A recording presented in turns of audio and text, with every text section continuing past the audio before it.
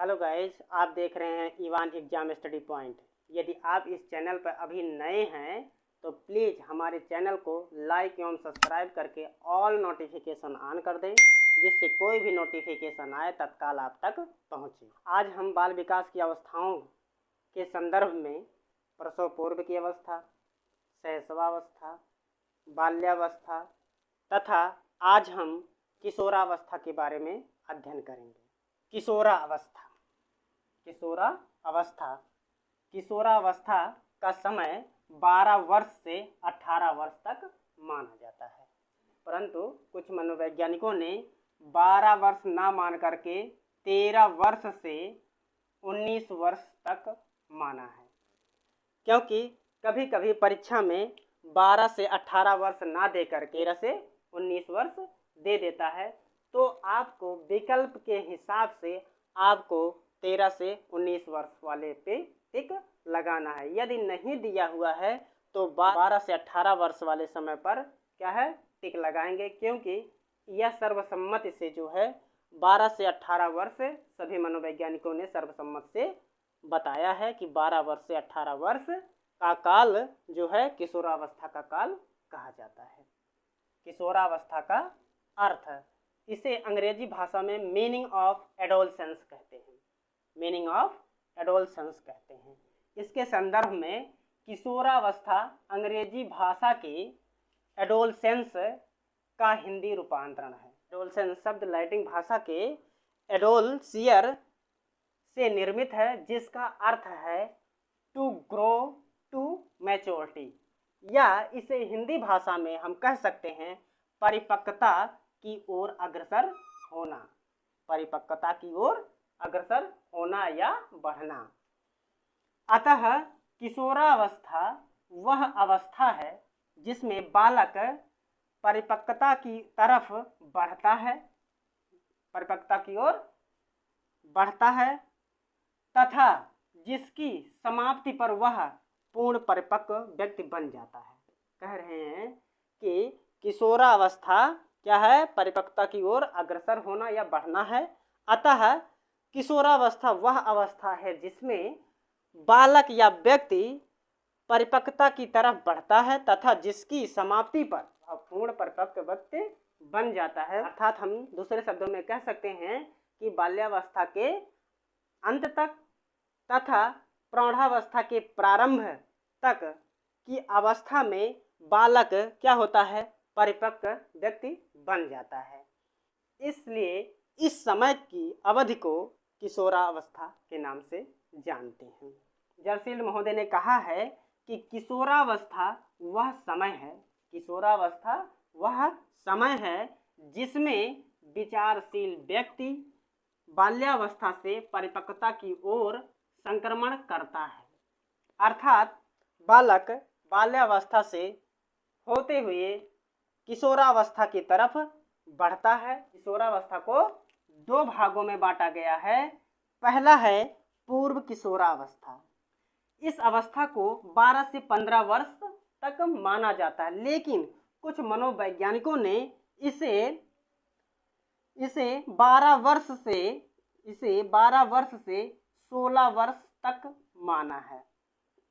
दूसरा उत्तर किशोरावस्था, जिसे 15 वर्ष से 18 वर्ष तक माना जाता है। कुछ मनोवैज्ञानिकों ने 16 वर्ष से 18 वर्ष तक उत्तर किशोरावस्था माना है। लेकिन अगर परीक्षा में पूछ लिया जाए कि पूर्व किशोरावस्था का समय कितना है, तो आप 12 वर्ष से 15 वर्ष लगाएंगे। अगर ये नहीं मिलता है तो 12 वर्ष से 16 वर्ष तक सही माना जाएगा। अगर किशोरावस्था अवस्था की दोनों की बात किया जाए तो उत्तर किशोरावस्था को यदि प्रश्न दिया जाए उत्तर किशोरावस्था का समय कितना है, तो 15 से 18 वर्ष माना जाएगा। यदि प्रश्न में नहीं दिया हुआ है तो 16 वर्ष से 18 वर्ष तक उत्तर किशोरावस्था को माना जाएगा। ये विशेष तौर पर ध्यान रखेंगे। परीक्षा की दृष्टि से आपका प्रश्न बन सकता है, एडोलसेंस शब्द लैटिन भाषा के किस शब्द से निर्मित है या बना है? तो एडोलसियर से बना है। दूसरे रूप में कहा जा सकता है कि एडोलसियर का अर्थ क्या है, तो टू ग्रो टू मैच्योरिटी, अर्थात परिपक्वता की ओर अग्रसर होना या बढ़ना। ये ऑप्शन में दिया रहेगा, 4 विकल्प दिया रहेगा, उसमें से आपको छांटना होगा कि एडोलसियर का अर्थ क्या है, तो परिपक्वता की ओर अग्रसर होना या बढ़ना। और प्रश्न बन सकता है कि किस अवस्था में व्यक्ति, किस अवस्था के प्रारंभ में और किस अवस्था के अंत तक बालक परिपक्व व्यक्ति बन जाता है, तो किशोरावस्था। दूसरा प्रश्न बन सकता है कि किशोरावस्था वह समय है जिसमें विचारशील व्यक्ति बाल्यावस्था से परिपक्वता की ओर संक्रमण करता है। यह कथन किसका है, तो जर्सील्ड महोदय का है। ठीक है, आगे चलते हैं। किशोरावस्था की प्रमुख परिभाषाएं। पहली परिभाषा है ब्लेयर, जोन्स तथा सिम्पसन के अनुसार। इन्होंने किशोरावस्था के बारे में कहा है कि किशोरावस्था प्रत्येक व्यक्ति के जीवन का वह काल है। इन्होंने कहा कि किशोरावस्था प्रत्येक व्यक्ति के जीवन का वह काल है जो बाल्यावस्था के अंत में प्रारंभ होता है और प्रौढ़ावस्था के आरंभ में समाप्त होता है। बाल्यावस्था के अंत में प्रारंभ होता है और प्रौढ़ावस्था के आरंभ में समाप्त हो जाता है। प्रश्न बन सकता है, किसने कहा, किसका कथन है कि किशोरावस्था में प्रत्येक व्यक्ति के जीवन का वह काल है जो बाल्यावस्था के अंत में प्रारंभ होता है और प्रौढ़ावस्था के आरंभ में समाप्त होता है। यह कथन किसका है, तो ब्लेयर, जोन्स और सिम्पसन का है। तो इनमें से किसी का भी नाम दे सकता है या इस तरह से दे सकता है कि जोन्स अन्य या सिम्पसन अन्य मनोवैज्ञानिक। ठीक है, तो इस प्रकार से भी प्रश्न दे सकता है। तीनों में से तीनों का नाम किसी का भी दे सकता है या तीनों का नाम दे सकता है, तो आप जाने रहिए। अगली परिभाषा है स्टैनले हॉल। यह सबसे, हर परीक्षा में ऐसी कोई परीक्षा नहीं होगी जिसमें चाहे यूपी टेट हो, चाहे सी टेट हो, चाहे सुपर टेट हो, हर परीक्षा में यह प्रश्न जरूर से पूछा जाता है, चाहे प्राइमरी, चाहे फर्स्ट लेवल में, चाहे सेकेंड लेवल में, जरूर से जरूर हर परीक्षा में पूछा जाता है। स्टैनले हॉल जो है इस अवस्था के प्रमुख मनोवैज्ञानिकों में माने जाते हैं। स्टैनले हॉल अमेरिका के मनोवैज्ञानिक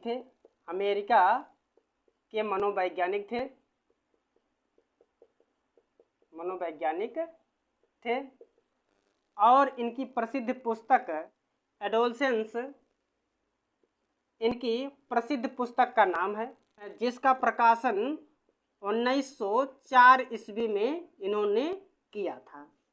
और इन्होंने इस पुस्तक में यह जिक्र किया था कि किशोरावस्था में, उन्होंने परिभाषा दिया, किशोरावस्था में जो शारीरिक मानसिक परिवर्तन होते हैं वे अकस्मात होते, अर्थात हम दूसरे शब्दों में कह सकते हैं जो शारीरिक मानसिक विकास होता है वह एक क्रम में ना हो करके बल्कि वह एकाएक होता है या अकस्मात होता है। उन्होंने यह सिद्ध किया था।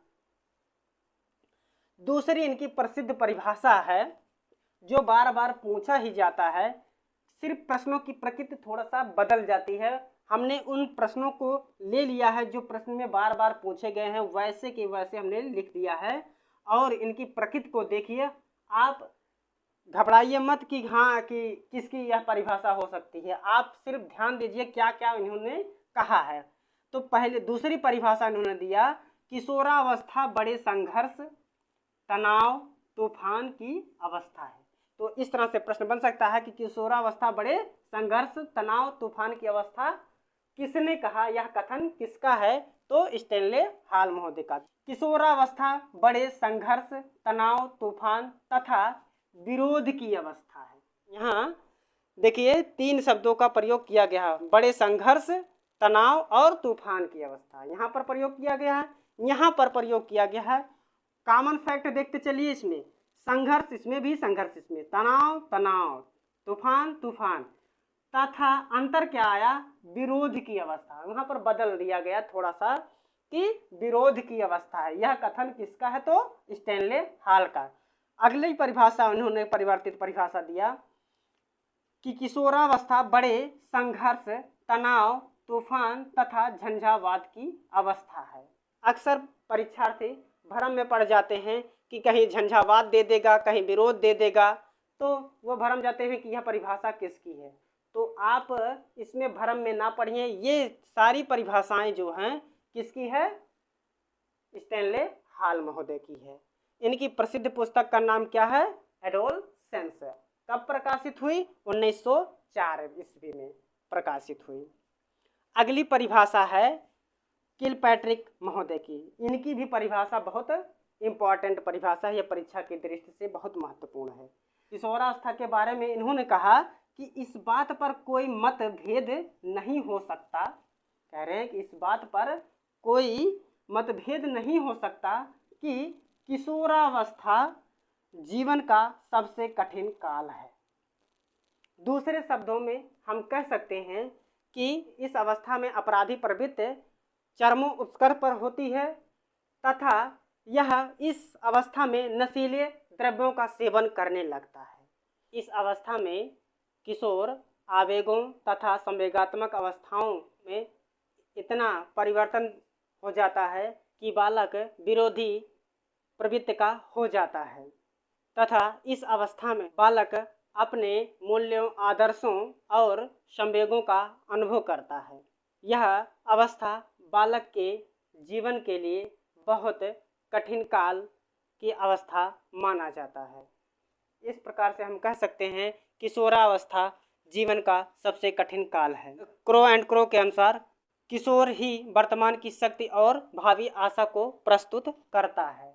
दूसरे शब्दों में हम कह सकते हैं इस अवस्था में बालक समाज सेवा, सहयोग की भावना, परोपकार की भावना तथा वीर पूजा तथा अपने राष्ट्र के प्रति संवेदनशील होता है। इसलिए इस अवस्था को किशोर ही वर्तमान की शक्ति अथवा भावी आशा को प्रस्तुत कर सकता है।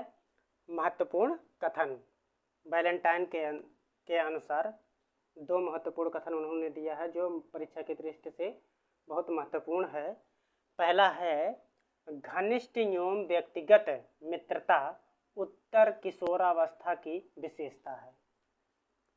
घनिष्ठ एवं व्यक्तिगत मित्रता उत्तर किशोरावस्था की विशेषता है। यह कथन किसका है, यह कथन किसका है या यह परिभाषा किसकी है, तो वैलेंटाइन महोदय की है।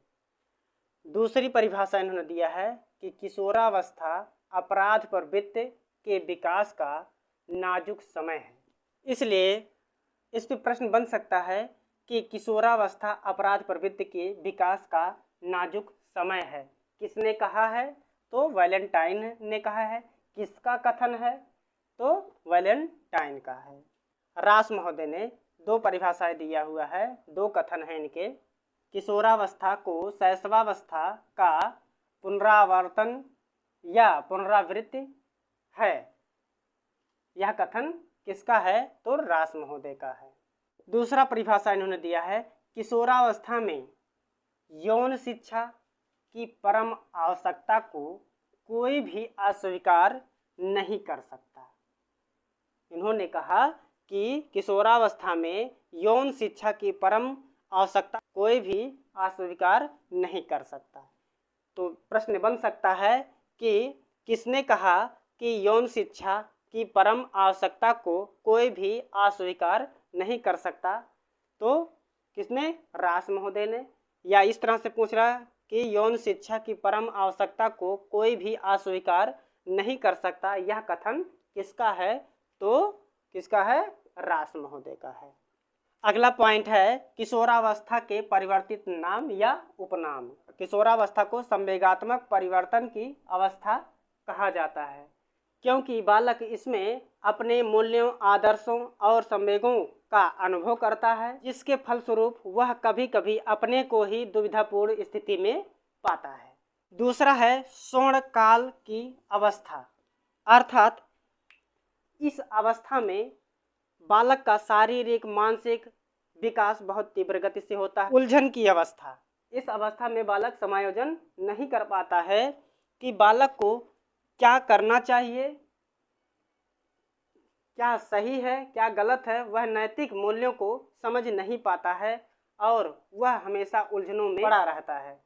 बसंत ऋतु की अवस्था, इस प्रकार से एक ऋतु के जाने अगली ऋतु के आने का चिन्ह प्रदर्शित होने लगता है। ठीक उसी प्रकार से किशोरावस्था में भी एक अवस्था के बाद दूसरी अवस्था का चिन्ह प्रदर्शित होने लगता है, इसलिए इस अवस्था को बसंत ऋतु की अवस्था कहा जाता है।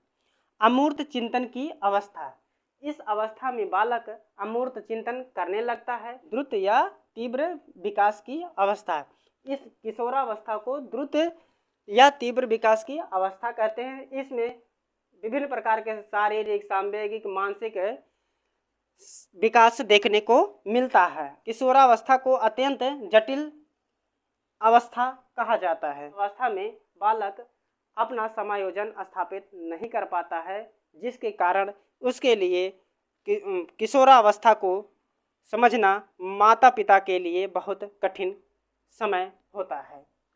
अगला है किशोरावस्था के सिद्धांत। इसके अंतर्गत किशोरावस्था में बालक तथा बालिकाओं में क्रांतिकारी शारीरिक मानसिक सामाजिक और संवेगात्मक परिवर्तन होते हैं।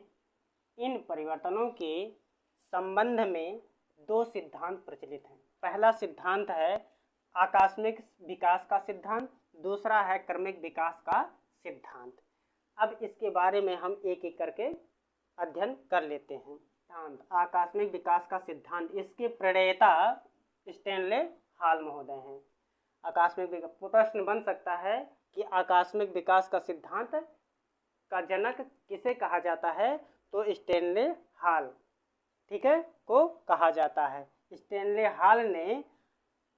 हॉल ने अपनी प्रसिद्ध पुस्तक एडोलसेंस को जब प्रकाशित किया था, अर्थात 1914 में जब प्रकाशित किया था, तो उसमें उन्होंने लिखा था कि किशोर में जो भी परिवर्तन दिखाई देते हैं वो एकाएक या अकस्मात होते हैं। दूसरा सिद्धांत है क्रमिक विकास का सिद्धांत। इस सिद्धांत के प्रणेता या जनक चार्ल्स डार्विन हैं तथा इनके समर्थक के रूप में किंग, थॉर्नडाइक एवं हॉलिंगवर्थ हैं। तथा इनके समर्थक के रूप में कौन कौन हैं? किंग हैं, थॉर्नडाइक एवं हॉलिंगवर्थ हैं। इन विद्वानों का मत है, किन विद्वानों का? इन विद्वानों का, किंग, थॉर्नडाइक एवं हॉलिंगवर्थ का मत है कि किशोरावस्था में शारीरिक मानसिक विकास और संवेगात्मक परिवर्तन निरंतर और क्रमशः होते हैं। इन्होंने कहा कि जो भी किशोरावस्था में हमें शारीरिक मानसिक विकास और संवेगात्मक परिवर्तन होते हैं वह एक क्रम में और क्रमशः होते हैं, इन्होंने अपने सिद्धांत में कहा। इसमें प्रश्न बन सकता है कि क्रमिक विकास का सिद्धांत के प्रणेता या जनक कौन है, तो चार्ल्स डार्विन महोदय हैं इसके जनक या प्रणेता। इस तरह से प्रश्न पूछे कि क्रमिक विकास का सिद्धांत के प्रणेता चार्ल्स डार्विन हैं तथा इनके समर्थक कौन हैं, तो इनके समर्थक किंग, थॉर्नडाइक एवं हॉलिंगवर्थ हैं। तो इनमें से तीनों का नाम दे सकता है या इनमें से एक नाम दे देगा जिसमें उसमें समर्थक के रूप में जाने जाएंगे। ठीक है, इस सिद्धांत में जो भी विकास होता है, शारीरिक विकास हो, मानसिक विकास हो, संवेगात्मक विकास हो, वो विकास कैसे होते हैं? क्रमशः और निरंतर होते हैं। किशोरावस्था में शारीरिक विकास, बालिकाओं का शारीरिक विकास 11 से 13 वर्ष की आयु में तीव्र गति से होता है तथा बालकों का शारीरिक विकास 14 से 15 वर्ष में तीव्र विकास उनका होता है। हम आइए तुलनात्मक अध्ययन कर लें कि शैशवावस्था, बाल्यावस्था और किशोरावस्था में उसका शारीरिक विकास कितना होता है। शैशवावस्था में शिशु की लंबाई 20 इंच, 2 वर्ष में 31 इंच का हो जाता है, जबकि बाल्यावस्था में 46.6 इंच का लगभग हो जाता है। और किशोरावस्था में बालक की लंबाई 161.8 सेंटीमीटर हो जाता है, वहीं बालिका का 151.6 सेंटीमीटर हो जाता है। और शैशवावस्था में वजन 7 पाउंड हो जाता है और बाल्यावस्था में 30 से 40 किलोग्राम का उसका शारीरिक वजन हो जाता है, अर्थात 70 से 80 पाउंड तक हो जाता है। लगभग 70 से 80 पाउंड हो जाता है। वजन किशोरावस्था में 47.3 किलोग्राम से ये बालक का 47.3 किलोग्राम तथा बालिका का 43.1 किलोग्राम का हो जाता है। आकार इनका 19.5 इंच का हो जाता है शैशवावस्था में, और बाल्यावस्था में 138.3 सेंटीमीटर बालक का होता है और वहीं 139.2 सेंटीमीटर बालिका का हो जाता है। इसमें हाईएस्ट शारीरिक वृद्धि बालिका का देखने को मिलता है। वहीं किशोरावस्था में 138.3 सेंटीमीटर तथा 139.2 सेंटीमीटर बालिका का होता है तथा 1/2 सेंटीमीटर की प्रतिवर्ष वृद्धि होती है। यहाँ शैशवावस्था में हड्डियों की संख्या 270 आपने पढ़ा था, शैशवावस्था में 270 होती है और बाल्यावस्था में 350 हड्डियाँ होती हैं। वहीं किशोरावस्था में घट करके 206 हड्डियाँ हो जाती हैं। और 6 वर्ष में मस्तिष्क का विकास शैशवावस्था में 6 वर्ष में मस्तिष्क का विकास 1260 ग्राम का हो जाता है। वहीं बाल्यावस्था में 1260 से 1400 ग्राम के बीच में बाल्यावस्था में होता है मस्तिष्क का भार। और वहीं किशोरावस्था की बात करें तो मस्तिष्क का भार 1400 ग्राम का हो जाता है। कहीं कहीं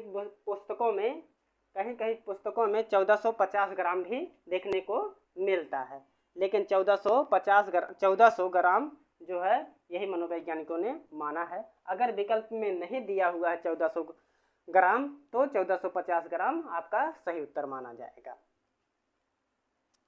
हाँ, दांत शैशवावस्था में जब जन्म लेता है बालक तो उसके कोई दांत नहीं होते हैं और इसके बाद शैशवावस्था की प्राप्ति पूर्ण होने तक 16 दांत उसके निकल आते हैं और शैशवावस्था में 6 माह में दांत निकलना प्रारंभ हो जाता है।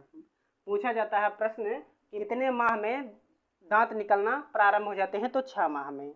ठीक है, तो दांत की अगर बाल्यावस्था में बात करें तो 15 अस्थायी दांत बाल्यावस्था में प्राप्त हो जाते हैं और किशोरावस्था में 27 से 28 दांत प्राप्त होते हैं।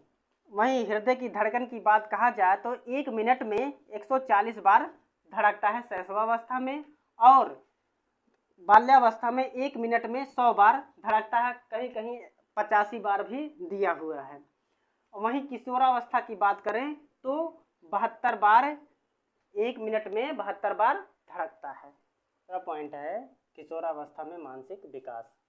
इसके अंतर्गत किशोर संवेदनशीलता अर्थात संवेदनशील हो जाता है। अवलोकन अपने समाज का अवलोकन करने लगता है, भला बुरा समझने लगता है। प्रत्ययीकरण अर्थात अपने अर्थ को समझने लगता है। स्मृति, ध्यान, कल्पना, चिंतन करने लगता है। बुद्धि का विकास हो जाता है। तर्कपूर्ण चिंतन करने लगता है, वह तर्क वितर्क करने लगता है।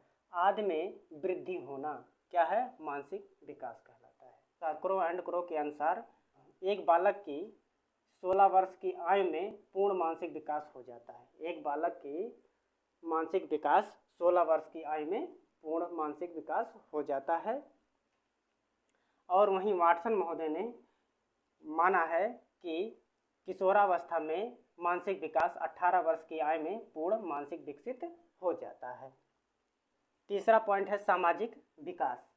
सामाजिक विकास के अंतर्गत किशोरावस्था में बालक बालिकाओं में वयस्क व्यक्तियों की भांति, कह रहे हैं किशोरावस्था में बालक बालिकाओं में वयस्क व्यक्तियों की भांति व्यवहार करने की इच्छा प्रबल हो जाती है। उनमें व्यवहार करने की इच्छा प्रबल हो जाती है। वे अपने कार्यों तथा व्यवहारों के द्वारा समाज में सम्मान प्राप्त करना चाहते हैं। वे अपने कृत्यों से क्या है, समाज में अपना मान मर्यादा पद प्रतिष्ठा प्राप्त करना चाहते हैं। स्वयं को सामाजिक दृष्टि से परिपक्व मानकर वे समाज के प्रति अपने उत्तरदायित्व का निर्वहन करने का प्रयास करते हैं। वे अपने आप को परिपक्व मान करके सामाजिक उत्तरदायित्व का निर्वहन करते हैं। चौथा पॉइंट है किशोरावस्था में शैक्षिक विकास। इसके अंतर्गत किशोरावस्था में शिक्षा का स्वरूप, किशोरावस्था में शिक्षा का स्वरूप कैसा होना चाहिए, इसके बारे में अध्ययन करते हैं। पहला है शारीरिक, मानसिक और संवेगात्मक विकास के लिए शिक्षा देना चाहिए। किशोरावस्था में शारीरिक, मानसिक और सांवेगिक विकास के लिए शिक्षा देना चाहिए। एक किशोर व्यक्ति को उसकी व्यक्तिगत भिन्नताओं के अनुरूप शिक्षा देना चाहिए। पॉइंट है इसमें सामाजिक संबंधों की शिक्षा, सामाजिक संबंधों के बारे में शिक्षा देना चाहिए कि क्या सही है क्या गलत है, इसके बारे में शिक्षा देना चाहिए। चौथा पॉइंट है जीवन दर्शन एवं नैतिकता, नैतिक शिक्षा। उसे अपने मूल्यों आदर्शों के बारे में नैतिक शिक्षा देनी चाहिए। और पांचवा पॉइंट है यौन शिक्षा। यौन शिक्षा के बारे में निर्देशन और परामर्श देना चाहिए। छठवां पॉइंट है किशोरों को प्रतिभा दिखाने का अवसर प्रदान करना चाहिए। उसे विभिन्न अवसरों में भाग लेने का अवसर प्रदान करना चाहिए। किशोरावस्था की विशेषताएं, उसमें जो है पहली विशेषता है शारीरिक एवं मानसिक विकास में तीव्र परिवर्तन। इस अवस्था में शारीरिक और मानसिक विकास तीव्र गति से देखने को मिलती है। दूसरा है घनिष्ठ व व्यक्तिगत मित्रता। व्यक्ति इसमें एक साथी समूह का निर्माण कर लेता है और एक दूसरे में मित्रता की भावना उत्पन्न होती है। घनिष्ठ व व्यक्तिगत मित्रता विषम लिंगियों में भी देखने को मिलती है। तो सोचित या स्त्रियोचित भूमिकाओं के प्रति स्वीकृति विकसित करना, अर्थात हम दूसरे शब्दों में कह सकते हैं कि बालक वैवाहिक जीवन जीने के लिए पूर्ण रूप से तैयार हो जाते हैं। स्वतंत्र जीवन व्यतीत करना या विद्रोह की भावना। इसमें किशोरावस्था में बालक जो है स्वतंत्र रूप से रहना पसंद करता है। वह किसी भी प्रकार की कठिनाइयों का सामना नहीं करना चाहता। यदि कोई अगर इसका सामना करता है तो वह उससे विद्रोह की भावना उत्पन्न हो जाती है, वह विद्रोह कर देता है। पांचवा है विषम लिंगी आकर्षण एवं कामुकता की भावना। इस अवस्था में की सबसे प्रमुख विशेषता है विषम लिंगी आकर्षण एवं कामुकता। इस अवस्था में कामुकता की भावना बहुत प्रबल होती है। इसमें अपने विषम लिंगी को देखकर आकर्षण उत्पन्न होता है। छठवीं विशेषता है समाज सेवा की भावना। किशोरावस्था में समाज सेवा की भावना जागृत हो जाती है, जैसे सहयोग करना, परोपकार करना आदि जैसे गुण उत्पन्न हो जाते हैं। सातवां विशेषता है समायोजन की समस्या। इस अवस्था में बालक समायोजन नहीं कर पाता है।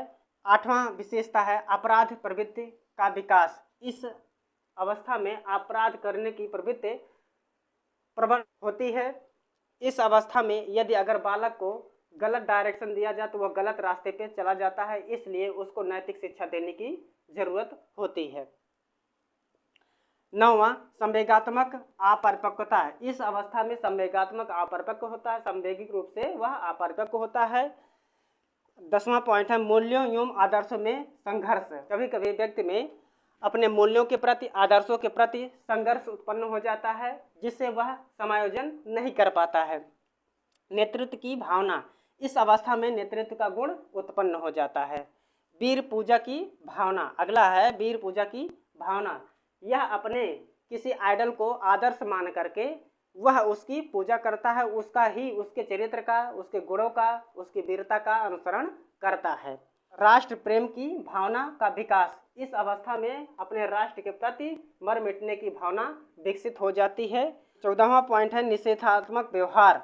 वह इस अवस्था में निषेधात्मक व्यवहार भी करने लगता है, जैसे मादक द्रव्यों का सेवन करने लगता है, गलत संगतियों का प्रभाव पड़ता है इस पे।